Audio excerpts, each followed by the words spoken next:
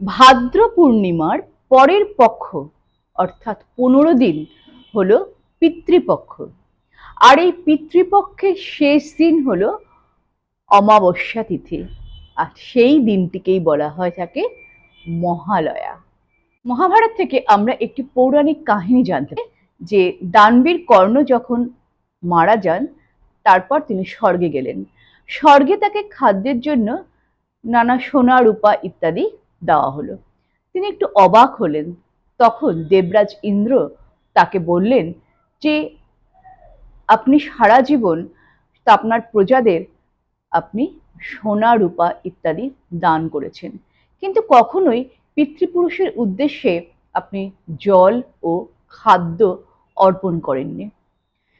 দানবীর কর্ণ অত্যন্ত লজ্জিত হলেন এবং এবং এর প্রতিকার চেয়ে ইন্দ্রের কাছে